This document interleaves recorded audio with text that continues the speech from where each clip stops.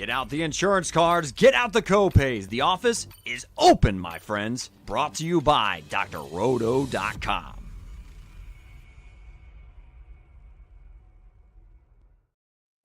Welcome to the Baseball Negative Podcast, the only baseball podcast that focuses solely on the bad, stupid, and asinine decisions, moves, and rules in Major League Baseball. I'm Lou Landers here with Kyle Amore, and we are breaking down the worst MLB trades since the year 2000.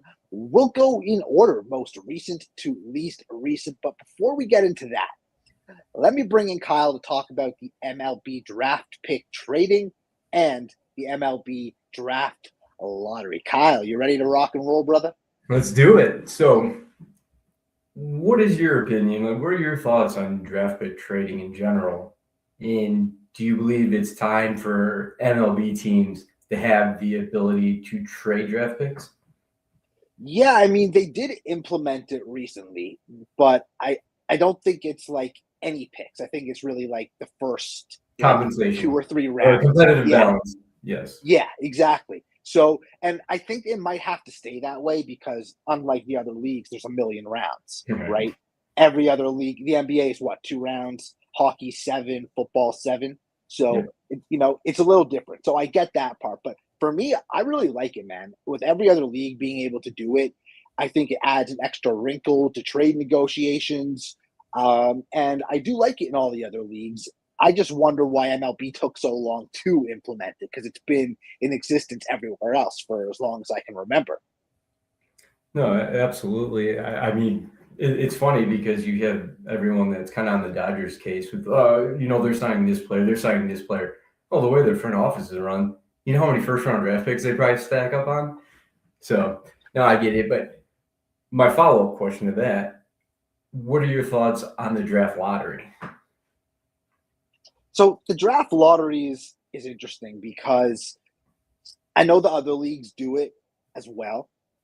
It's just not something that I necessarily like for any of those leagues, though. I don't think it should come down to some sort of luck to get that first pick or a much earlier pick than they deserve. Like the Mavs, for instance, in the NBA, getting the first overall pick should have never happened. That's just one example. But the worst teams should get the best picks. And taking it a step further, we talk about parity in the leagues, and some leagues have it more than others right now. But in general, if you want those good teams to improve and they are not necessarily able to spend as much money as other teams, whatever it might be, the draft is the way they're going to do it.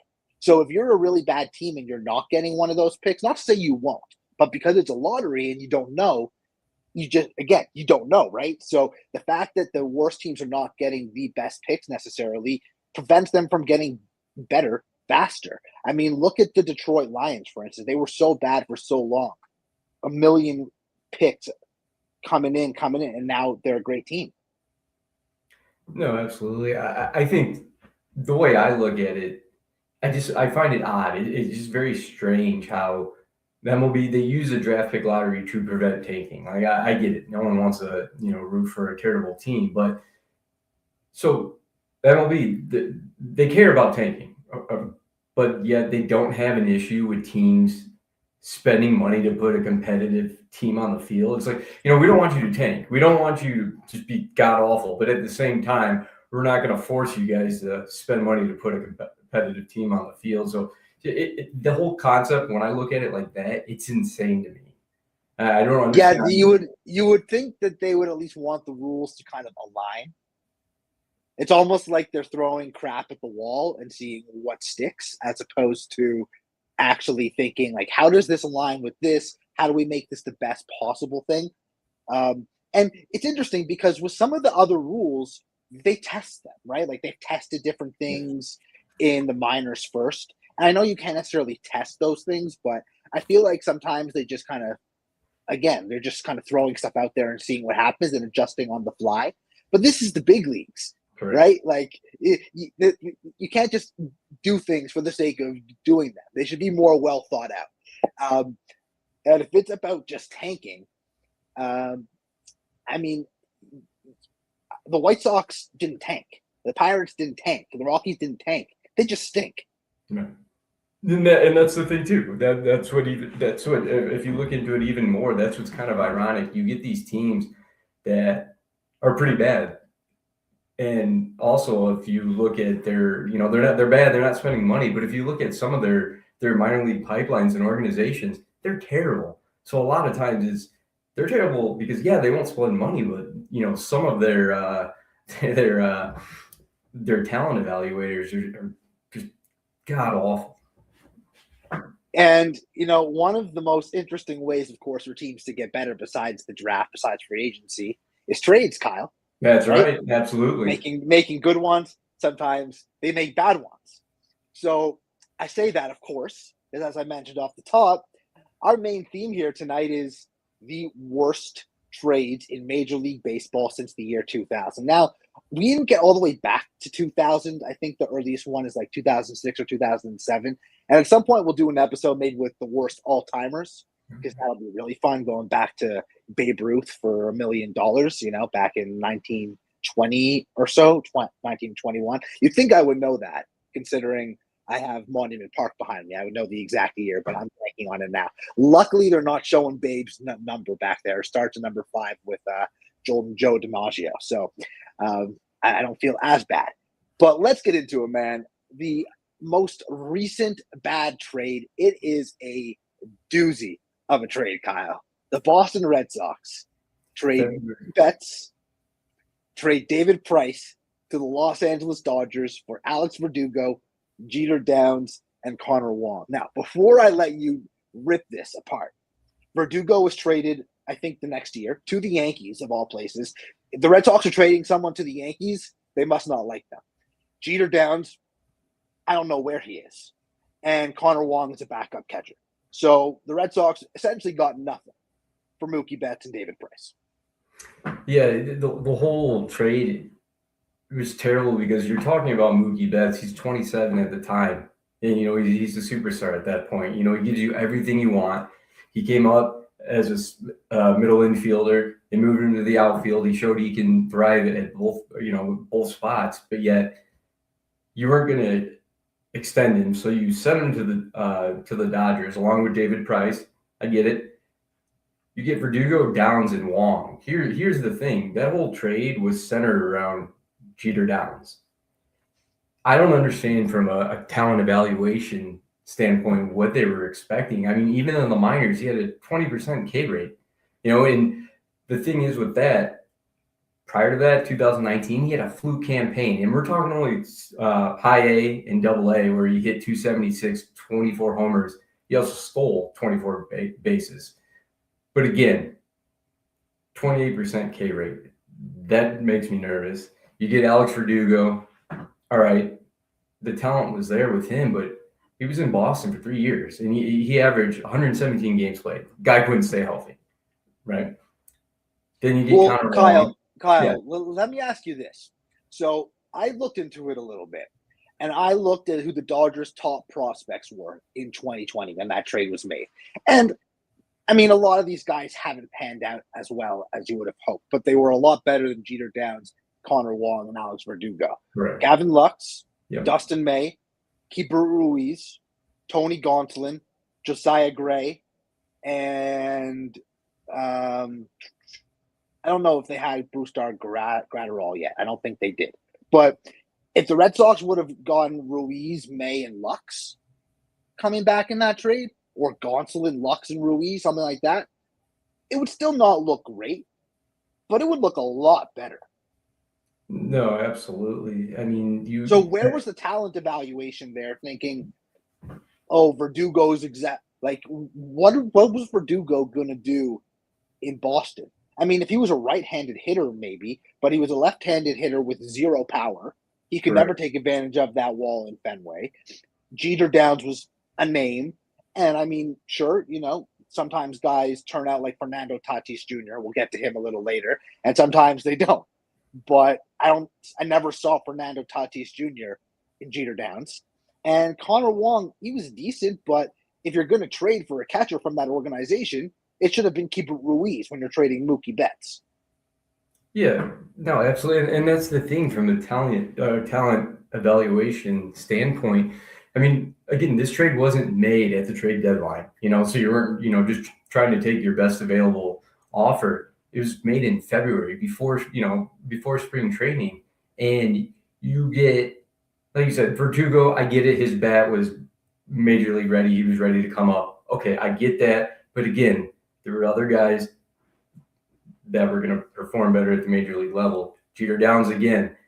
Connor Wong. Here's the thing: like if you look at it, he's a serviceable backup catcher, and that's what his scouting report was. So how did they miss that? But my biggest thing with this, I feel that the GM at the time was looking solely at the season before 2019. Connor Wong and Jeter Downs, they had their best minor league seasons of their minor league careers there. So I feel like they were only looking at recent and not looking at the big picture going through scouting reports at that point. Yeah, it was definitely a big whiff by the Red Sox. Now they've since, recovered and they have a hell of a farm system, and we've seen that happen for them. But they could have been set up a lot better with that trade. If you're trading a player like Mookie Betts, you should be doing better. Absolutely. 2018, Milwaukee Brewers received Christian Yelich, who eventually went on to an MVP season at one point with the Brewers, if I'm not mistaken. This is what the Marlins got back. Jordan Yamamoto. Is he even in the big leagues anymore? No idea. Monte Harrison, no idea where he's at. Lewis Brinson, who I believe was the highlight of that deal, complete bust. And Isan Diaz, who I think is poked around a little bit. So they got absolutely nothing serviceable at all. And they traded away a future MVP. Pretty bad move by the Marlins. Yeah, and the thing is, prior to that, they had just Miami or Florida at that time, they had just extended him to a 7-year, $49 million deal. So they had him under control. Which is insane, by the way. That deal is so cheap. Like, if you're the Marlins and you're worried about money, like, hey, you don't have to. You have a superstar and you're paying him peanuts. Right. Yeah. 25 at the time. And he was just tapping into his potential when he got traded. He finally put it all together. And as a front office, you just can't wait for that to happen. Miami had it happen. And then again, they literally got nothing. And I blame from all their talent evaluators. Like you mentioned, Lewis Brinson, absolutely no pop, but he could steal bases. But then in the majors, he couldn't get on base. It doesn't matter if your front office is the worst in MLB. There are so many resources that you can look at and calculate. The numbers are there no matter what. He wasn't going to get on base at the major league level. Then the one player, though, out of Monte Harrison, Yamamoto, was Diaz. He showed pop prior to the trade. But the thing is with him, he couldn't stay healthy. He got hurt in spring training and then lost out to Jazz Chisholm. So, out of that group, Diaz showed the most promise, but he just couldn't stay healthy. And again, there were definitely better options out there that they could have looked at. So my question is, this was a January trade. Again, not at the trade deadline. So my thing is, did you shop him around or did you just take the first offer that came your way? Yeah, and this one's much worse than the Mookie Betts one.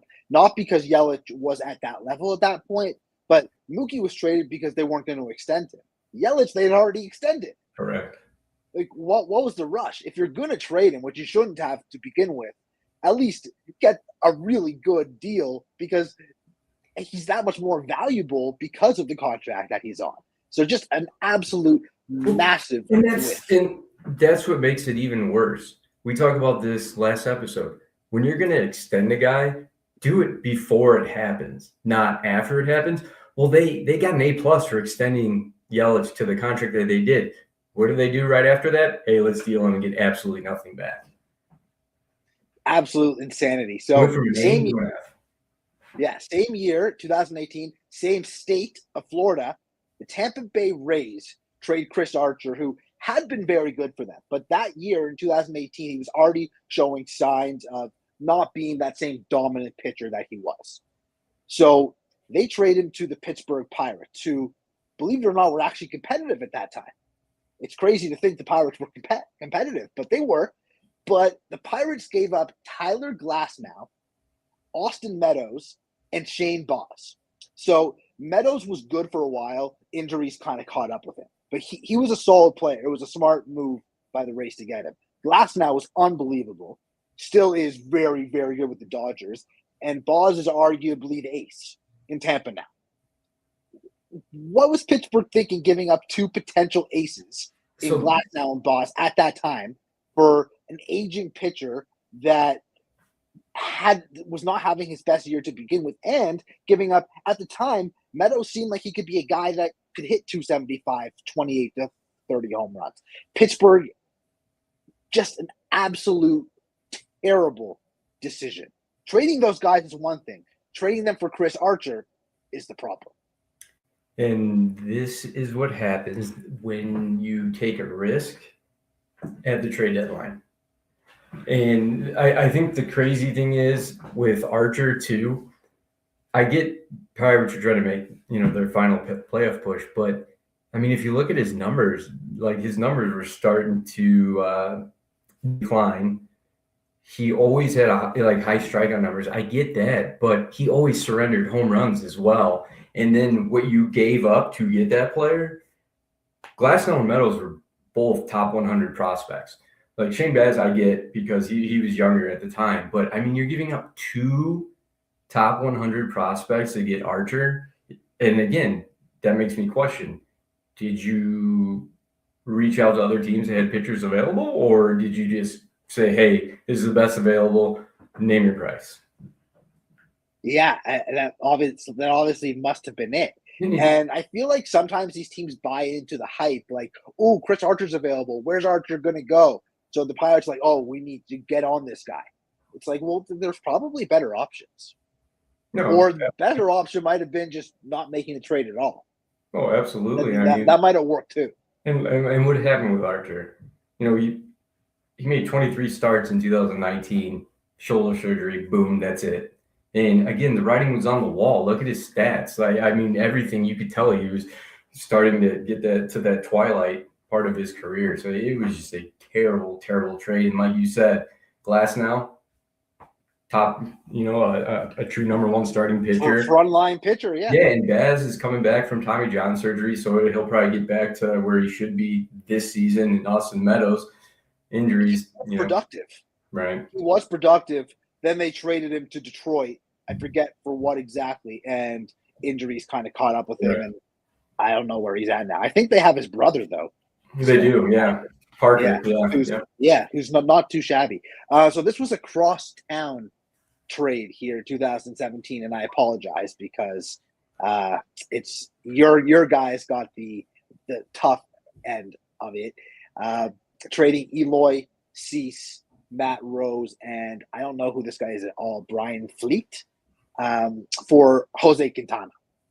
So Quintana's had some really good seasons in his career, but it's not like he's ever been like this must-have arm that's going to take you to the promised land, right? So now Eloy really fizzled out, but he was like can't miss. I thought he was going to be the next Vlad Guerrero Jr., but in the outfield.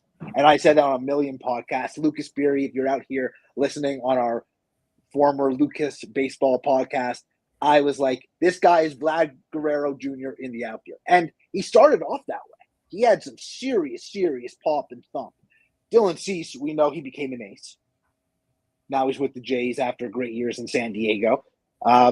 Matt Rose, Fleet, nowhere to be found. Whatever. Yeah, those are just your throws. But this was almost a desperation move by the Cubs of we just won the World Series the year before, so let's try to repeat. Jose Quintana's not the guy for you to do that. No, it was just a bad trade in general. And I get you had Lester, who was towards the end of his career. Lackey was done, so they were looking at other options. But again, with Quintana, the front office said they wanted a pitcher that had team control.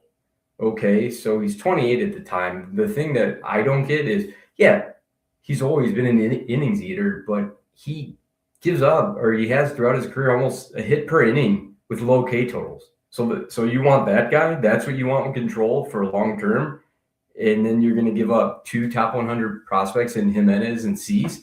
And the thing is, before that trade was even made, I mean, it was all over. Like if you followed anything with the minor leagues, Dylan Cease was the top starting pitcher in the minor league. So and Jimenez too, the power was there. He could hit. His issue was he cannot play the field. And, once he did get dealt for the White Sox, you see he wants to play the field.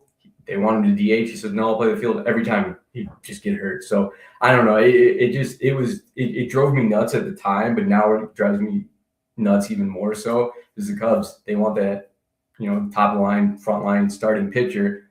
They were talking about Dylan Cease prior to the offseason. Well, that's not going to happen. And you could have already there's no point to make this deal. You made me remember something, which is interesting. So had the Cubs just traded Eloy in this deal, it wouldn't have looked good. I wouldn't have liked it. But at the time, NL still had no DH, right? So they might have been looking ahead, where are we going to play this guy? Right. They still had Kyle Schwarber too, if I'm not mistaken. Right? Yes. Schwarber was already a problem in the outfield. So yeah, and you had Brian coming off his MVP year. So that could have played a factor in that. So I don't blame them as much. But when you throw Cease in there, it's just a complete cluster, you know what. No, absolutely. And I mean, again, this was a trade deadline deal. So you knew you were going to pay a premium. But my thing is that Jose Quintana, that was the best available arm out of all of every other 31 teams. Jose Quintana was the best that you could get. That was the best available pitcher with control that you were going to trade top 100 prospects for. Mind-boggling. So we got 2 from 2016. This one really doesn't take much analysis. It's just completely insane. And I don't think the Dodgers knew what they had because the Dodgers are really smart. Like, one thing I'll give them, sure, they spend a lot of money, but they are a really smart organization. They are really good at developing talent. But they traded Yordan Alvarez to Houston for Josh Fields. Like, okay, you want a reliever? Okay. But you trade Yordan Alvarez, and then he becomes David Ortiz in the outfield.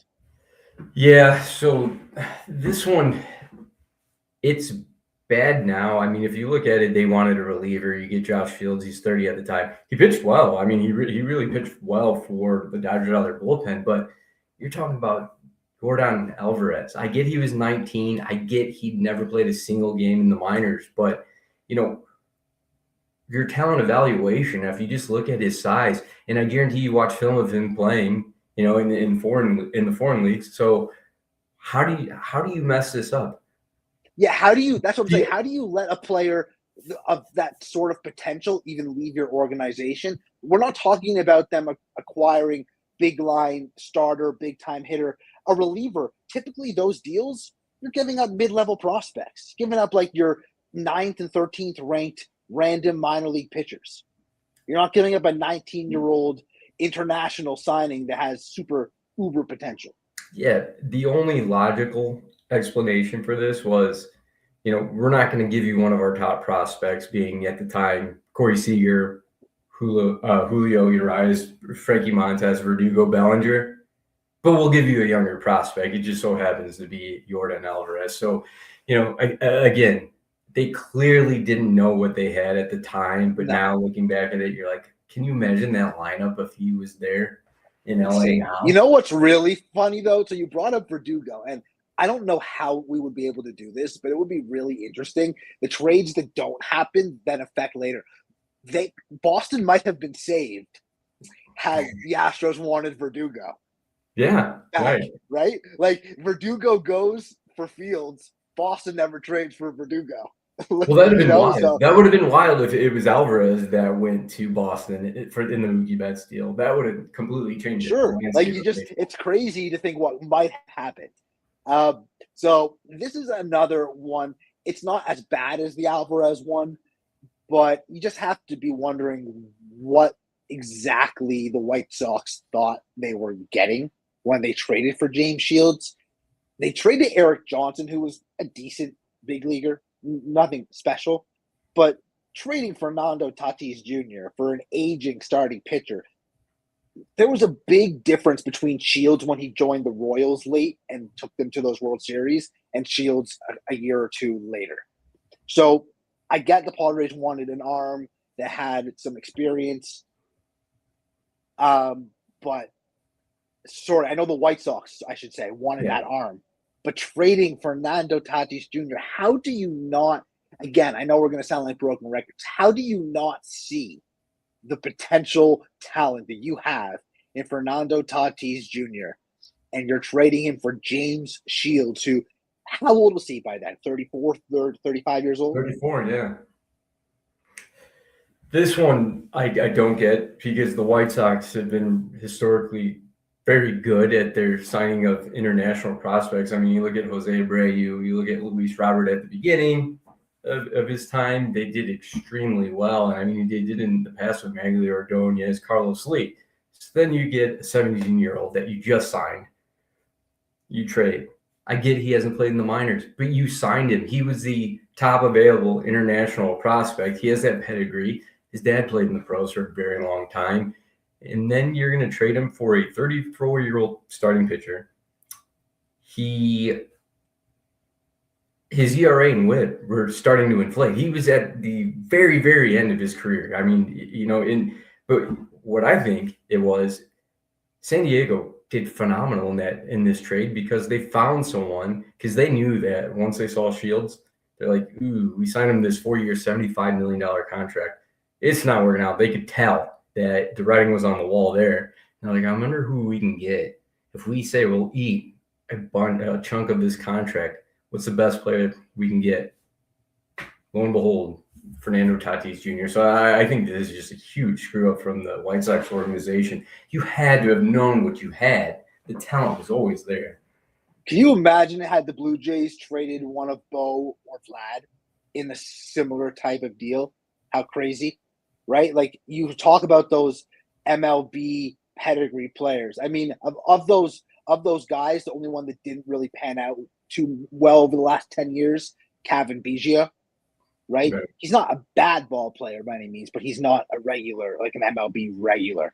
But overall, you gotta think those guys. There's a reason why they have like the baseball blood and that pedigree. You give them a little more time. You're a little more patient with them. You hold on to them a little more because it's been proven that guys like that, they've been around the game their whole lives, in clubhouses, all that stuff, right? I mean, Griffey and Bonds are obviously like the uber examples of guys who grew up with the big league dads and everything. But there's no one else in your organization you could have offered for Shields. No one. That too. I mean, it's not like their minor league system was full of greatness at the time either. And I mean, with Tatis Jr., again, the numbers are there. You don't have to be a genius. I mean, you can do it for free. Just log into MLB.com and you can see the list of international prospects, stuff like that. And I think the craziest thing is too, you're trading him for a starting pitcher that's on the wrong side of 30. Pitchers are a dime a dozen. I mean, you can never have enough. I mean, look at the Dodgers this past season. They had all these high-profile starting pitchers. How many of them got hurt? Nearly all of them, other than Yamamoto. So my thing is, why would you do that? Why are you going to trade a bat with that upside? I get it. He didn't play in the minors, but you signed him. He was the top international free agent for a reason. Unbelievable, man. So 2015, Arizona Diamondbacks trade number 1 overall pick before he even plays a game in Dansby Swanson. They traded Ender Inciarte, who ended up being a really solid ball player, great with the glove especially, and Aaron Blair to Atlanta for Shelby Miller and Gabe Spire. Spire, decent reliever, nothing special. Shelby Miller had a crazy good year, I believe, in Atlanta that year before. And I believe, did they sign him from St. Louis? Did they trade for him from St. Louis? That part I don't recall. But I believe he did have a really good year, but it was kind of an outlier type of season. And at the time, you're like, okay, maybe Arizona has something with Shelby Miller because he had such a great year. But you traded the number 1 overall pick. You stunk. You were a terrible team that you got that number 1 overall pick and you trade him right away. I mean, come on, get out of here. Shelby Miller wasn't going to turn you into a contender in a year or two. No, and that's what's weird. You just said he was the number 1 overall pick just a few months prior to the trade. You just got him. And again, with this, you traded him. Inciarte, I get it, Major League ready. Like you said, he's coming off a very good, solid rookie campaign.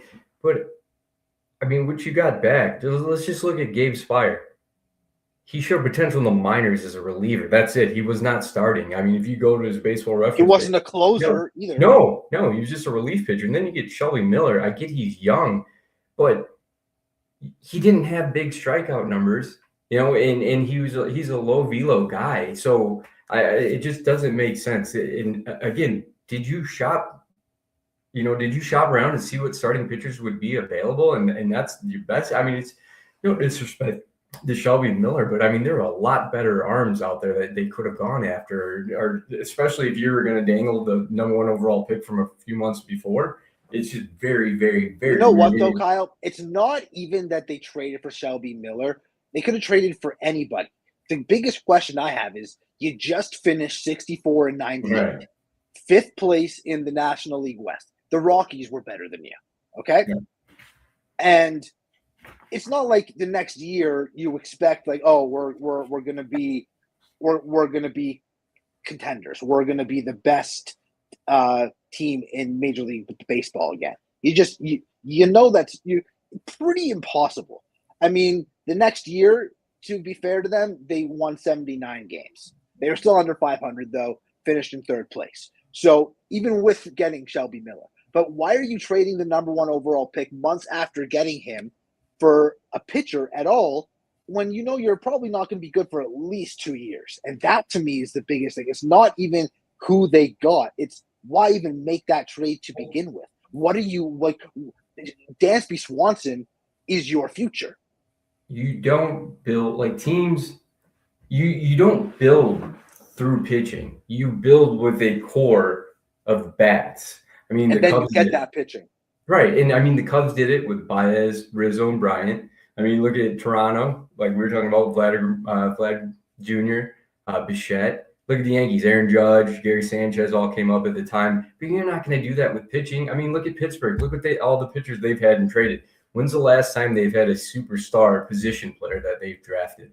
Look at Tampa Bay. And Marte, right? Right. I mean, Tampa Bay, I get it. They have Junior Caminero now, but I mean, again, with them, they've always done well with pitching. Look at Joe Ryan that they dealt, so that's the way you build with a core of bats, and that's where Arizona screwed up big time. Yeah. And again, we're not a fantasy baseball podcast, but I will say it's very similar to dynasty baseball. If you're a rebuilder, you build your offense up first. Once it's a contending offense, then you go out there and you get your closers and your starting pitchers. Not to say you shouldn't have some prospects and things like that, guys who could emerge, but you build from the offense first. You build that core first. And I think it's even more so in Major League Baseball. So 2009, so we're talking 16 years ago already, and may he rest in peace, by the way. Blue Jays trade Roy Halladay, probably the best pitcher they've ever had in their organization, arguably the best pitcher they've ever had. I understand they were going to trade him. They probably had to at that time, give him an opportunity to try to win. Totally get that, right? But look what they got back.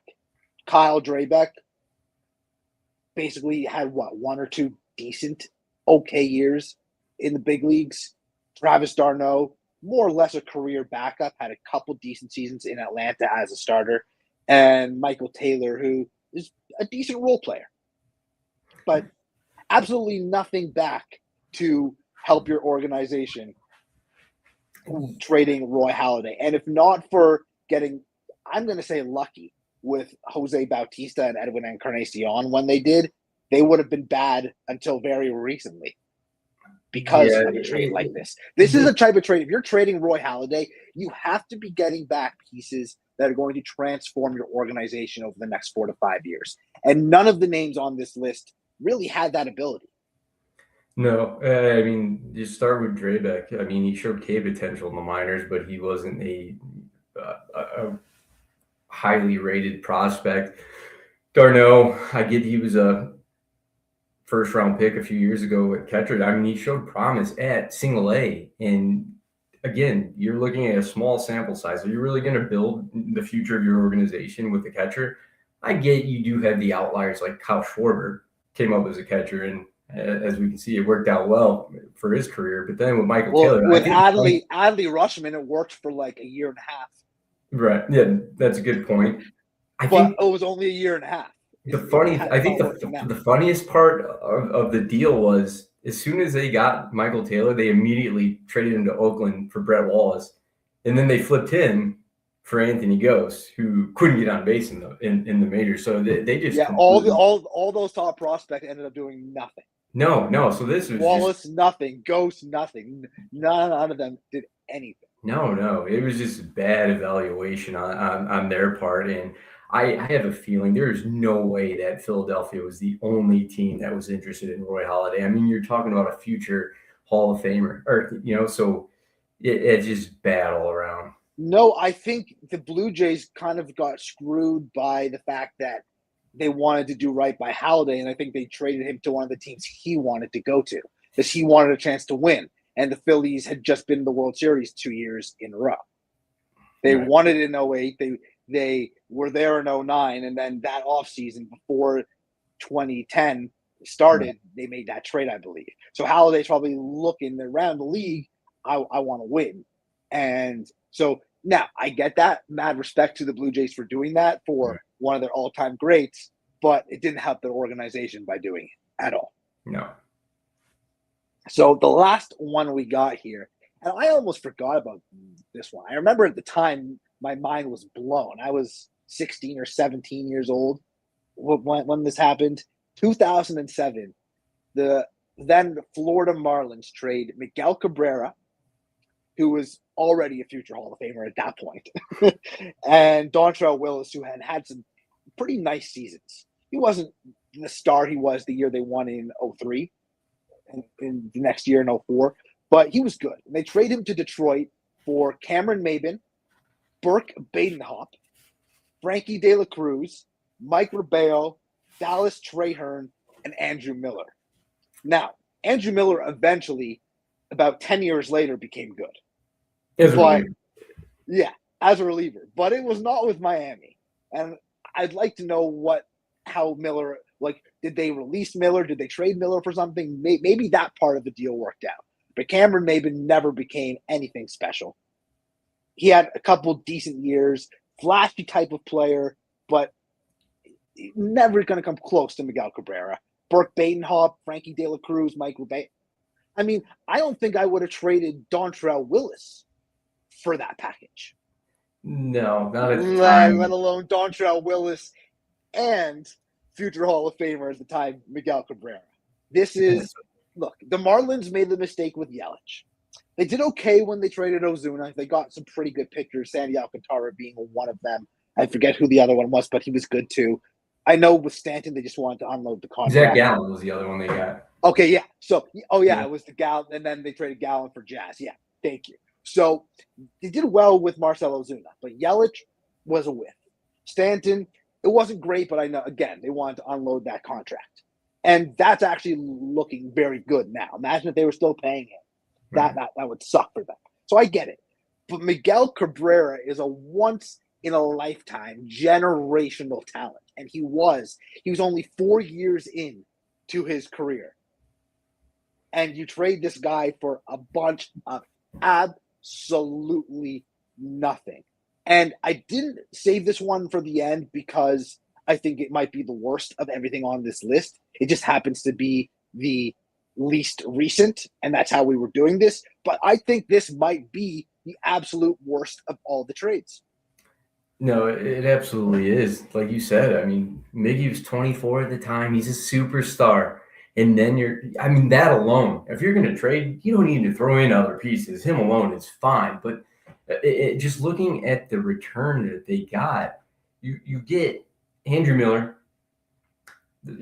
He showed signs, but, you should have known early.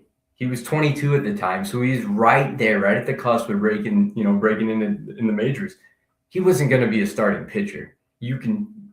Any top of the line organization could have told you that. You get Cameron Maybin, again, no power. He could steal, but he had to get on base first. And then the rest, if you look at the other players, the other four, they were just throwing. I mean, you had one guy that's a bullpen arm. You had, Ravello, who's major league ready, but nothing more than a backup catcher. And then it's crazy. It's absolutely crazy. So I almost just a quantity of return rather than the actual quality of it. Yeah, I mean, it's too long ago for me to really remember, what else was out there, what these organizations were all kind of up to and doing at the time. Obviously, Miami does this all the time since they came into existence. They have a good team. They have a bunch of these pieces. They just bye, see ya, later, go away. Eventually they traded Beckett. We know they traded Willis. They let Pavano go, although that was probably smart. When they traded Derek Lee and AJ Burnett, all these pieces that they had. Speak about a team that if they were ever willing to spend money, they could have had dynasties, man. Oh, absolutely. That team in the 90s could have been a dynasty. The team that won in 2003 could have been a dynasty with that pitching staff, Burnett, Beckett, and Willis. I mean, it's crazy to think about. Like, you have what everyone dreams of and everybody wants, and then you just trade it away for nothing. And I mean, there's a common theme to all of these trades. These teams that are bad right now have been historically bad, and it comes down to talent evaluation. Like, I get, you can trade whomever you want, but if you cannot hit on those prospects you're getting back, you're never going to put a winning team on the field. No, you are not. So this was a hell of a lot of fun, and I definitely want to do one worst trades from 2000 and all the way to like 1900 or so something. I definitely want to do that in the future. So we don't have our exact plan, but over the next couple of weeks, you might not catch us, everybody, because there's Christmas Eve, Christmas, New Year's, etc. So we will definitely be back, I would say, the first Wednesday in January at the latest. I don't have a calendar in front of me, Kyle, but I can get one. Give me a second. I'm going to do this. Wednesday the 7th we'll be back. Now, maybe we'll do something a little earlier than that. It may not be on a Wednesday, even though Wednesday's our day. But you might miss us for the next couple of weeks. But we wish you all a very happy and healthy holiday. We also wish you some hopefully exciting news with Kyle Tucker and Framber Valdez and Cody Bellinger, some of the big names on the free agency market. Kyle, what do you got for us? I want to see more trades. I want to see more deals happen. I get we have all these free agents, but let's get it going. I want to see more trades. That would be fantastic because there's a lot of teams that need a lot of parts. And then we can we'll get more topics if we see more bad trades happen. So no, it's going to be fun. It's going to be interesting. But yeah, I want to wish everyone the best. Have great holidays. Thank you, man. And of course, everybody, I'm Lou Landers. That's Kyle Amore. Thanks for tuning in to the Baseball Negative Podcast. We'll catch you next time. Thanks for stopping by the office. Get your fantasy prescription by subscribing to the channel and checking out drroto.com. And until the next visit, be well and take care.